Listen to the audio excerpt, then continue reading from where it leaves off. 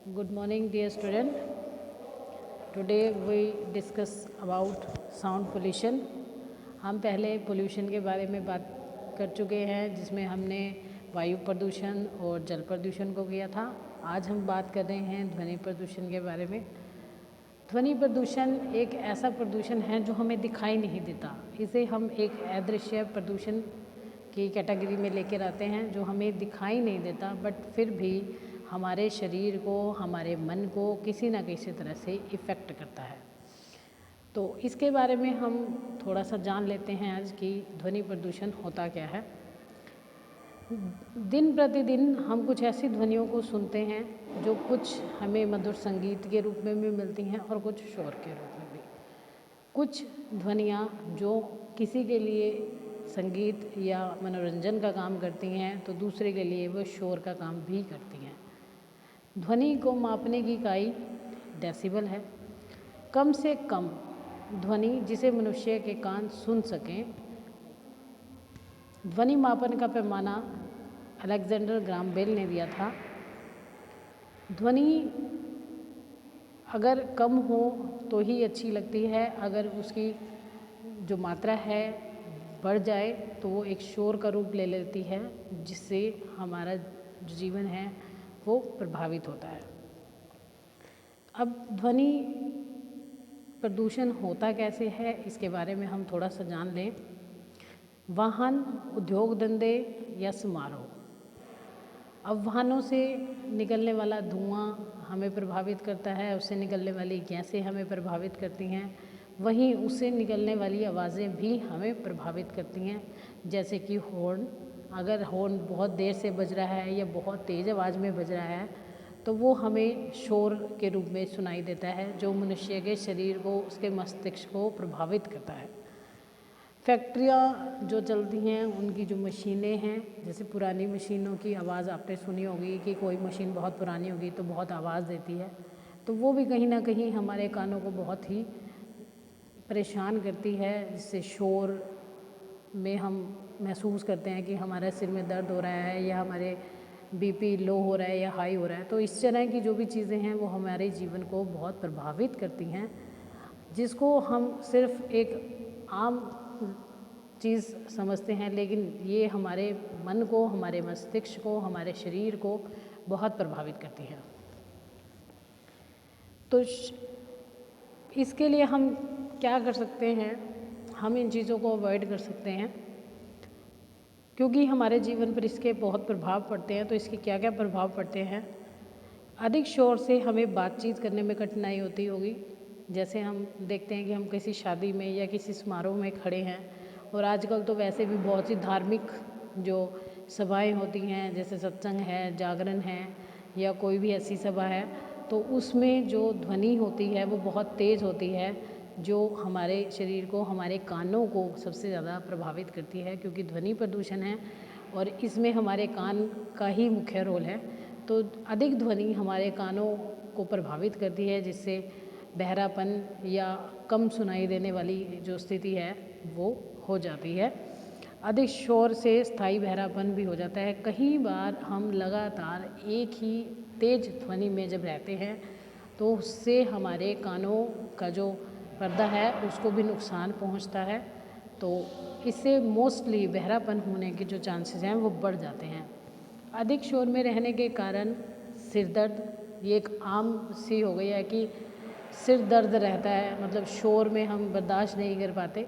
तो इस सिर दर्द के कारण हमें क्या है, हम इरिटेट होना शुरू हो जाते हैं, हमें बेचैनी महसूस होती है। कई बार हमारा जो ब्लड प्रेशर है, हमारा बीपी है, वो हाई हो जाता है या लो हो जाता है। तो ये सारी चीज़ें हमें प्रभावित करती हैं। क्यों? क्योंकि हमारे जो आसपास का वातावरण है उसकी ध्वनि बहुत तेज़ होती है। जेट वायुयान आपने सुना होगा, उसकी ध्वनि की जो तीव्रता है, जैसे मैंने आपको पहले बताया कि ध्वनि को मापने की जो इकाई है वो डेसिबल है। तो जो ध्वनि की तीव्रता है वो 140 डेसिबल होती है, लेकिन अत्यंत अल्प अवधि के कारण मनुष्य इसकी आवाज़ को सहन कर लेता है, क्योंकि ये बहुत कम समय के लिए हमें सुनाई देती है। अगर यही ध्वनि बहुत लंबे टाइम तक हमारे कानों में सुनाई दे तो उससे बहरापन भी होने के चांसेस रहते हैं। दैनिक जीवन में ध्वनि प्रदूषण के मुख्य जो स्रोत हैं, मैंने अभी आपको बताया कि जो हमारा सत्संग है या धार्मिक सभाएं हैं, हमारे व्हीकल्स हैं, तो मनोरंजन और हमारे जो यातायात के साधन हैं वो सबसे ज़्यादा हमें प्रभावित करते हैं, क्योंकि हम अपनी डेली रूटीन की लाइफ्स में इन चीज़ों का ज़्यादा प्रयोग करते हैं। जैसे हाई वॉल्यूम में म्यूज़िक सुनना या भजन या कीर्तन में हम बहुत तेज़ लाउड स्पीकर लगा लेते हैं अभी, ताकि बहुत सारे लोगों तक इसकी आवाज़ जाए। लेकिन वही, जैसे मैंने पहले आपको बताया कि हमारा मनोरंजन या हमारी जो खुशी है कि हाँ हमें बहुत तेज़ आवाज़ में म्यूज़िक को सुनना है, वो दूसरे के जीवन के लिए शोर बन जाता है। तेज़ ध्वनि वाले क्षेत्र में लंबे समय तक कार्य करने वाले कर्मचारियों को मुख्यतः हाई ब्लड प्रेशर या हार्ट अटैक की भी प्रॉब्लम हो सकती है। आपने कई बार नोट किया होगा कि बच्चा अचानक तेज़ आवाज़ से डर जा रहा है, क्योंकि जो ये तेज़ आवाज़ है ये हमें प्रभावित करती है, ये हमारे कानों को प्रभावित करती है, जिससे कई बार हमें हाई ब्लड प्रेशर या लो ब्लड प्रेशर की प्रॉब्लम्स भी रहती हैं। लंबे समय तक इसी वातावरण में रहने के कारण मनुष्यों की क्या है, सहनशीलता की कमी, जो उनकी सहन करने की शक्ति है वो भी कम हो जाती है, क्योंकि हम उसी वॉल्यूम को सुनकर बहुत इरिटेट हो जाते हैं, जिससे मनुष्य में चिड़चिड़ापन भी आ जाता है। जैसे पहले भी मैंने आपको बताया है कि ये हमारे शरीर को ही नहीं, हमारे मन को, हमारे मस्तिष्क को, सभी को ही प्रभावित करता है। मनुष्य की सुनने की अधिकतम क्षमता जो होती है वो 120 डेसिबल से 140 डेसिबल होती है। तो अब ये प्रदूषण जो है वो हमारे शरीर को, हमारे मन को कितना इफ़ेक्ट कर रहा है, तो इसके लिए क्या है, केंद्र सरकार ने एक प्रोग्राम चलाया था, ग्रीन मफलर। ग्रीन मफलर एक ऐसा प्रोग्राम था जिसमें सड़कों और राज्य मार्ग के आसपास पेड़ों की संख्या को बढ़ाना। अब हम ये सोचते हैं कि वे पेड़ों से जो ध्वनि प्रदूषण है वो कैसे रुक सकता है। हमने वायु प्रदूषण सुना, जल का भी हमें पता है कि जल को कैसे इफ़ेक्ट करता है, वर्षा लाने में सहायक होते हैं। तो ध्वनि प्रदूषण को पेड़ पौधे कैसे रोक सकते हैं? ध्वनि प्रदूषण को पेड़ पौधे इसलिए रोकते हैं क्योंकि जो ध्वनि होती है वो पत्तों से टकराकर वहीं ख़त्म हो जाती है। तो इसीलिए सड़कों और राजमार्ग के आसपास बड़े पत्तों या चौड़े पत्तों वाले वृक्ष लगाने चाहिए। ऐसा केंद्र सरकार ने एक प्रोग्राम चलाया जिसे ग्रीन मफलर के नाम से जाना जाता है। तो इसको रोकने के लिए जब हम पेड़ पौधे लगा सकते हैं तो हमें क्या करना चाहिए, पटाखों पर बैन भी लगाना चाहिए। पटाखों पर बैन क्यों, आपने अभी नोट किया होगा, शायद आपने इस दिवाली भी देखा होगा कि उस दिन सुबह से शाम तक जो हमारे व्हीकल्स हैं या भजन संगीत हैं, इन सभी की ध्वनि पूरे एनवायरनमेंट में गूंजती है, और जब ये ध्वनि बंद होती है तो हमारे पटाखों की ध्वनि जो रात को 1 बजे 2 बजे या 3 बजे तक चलती है, तो ये ध्वनि कहीं ना कहीं हमें चिड़चिड़ापन या बीपी, क्योंकि जैसे आप नोट करते हैं कि एकदम से किसी पटाखे के बजना भी महसूस होता है हमें, तो वैसे ही ये सारी प्रॉब्लम्स जो हैं मनुष्य के शरीर को प्रभावित कर रही हैं।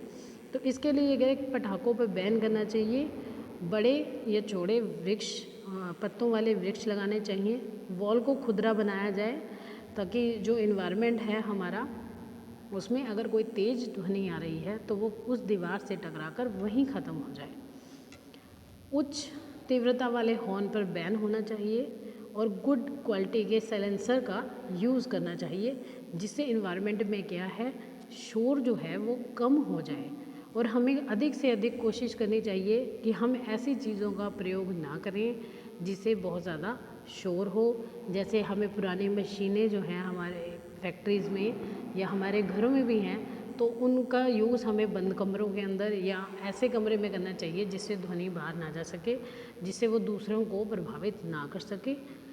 ज़्यादा से ज़्यादा कोशिश यही करनी चाहिए कि हम कम वॉल्यूम में या कम आवाज़ में अपने संगीत को सुने या अपने टीवी या रेडियो की वॉल्यूम कम रखें। ज़्यादा से ज़्यादा पेड़ पौधे लगाए जाएं और दिवाली पर एक अच्छे तरीके से हम अपनी दिवाली को सेलिब्रेट करें। ज़्यादा पटाखों या अपने मनोरंजन के लिए ऐसी चीज़ों का इस्तेमाल ना करें जो कल को हमारे ही शरीर को प्रभावित करें, क्योंकि ध्वनि प्रदूषण एक ऐसा प्रदूषण है जो चाहे अनचाहे भी हमारे कानों को बहुत नुकसान पहुंचाता है। कई बार अचानक से कोई ध्वनि होने पर या बहुत तेज़ ध्वनि होने पर भी हार्ट अटैक जैसी बीमारियों से मनुष्य ग्रसित हो जाता है।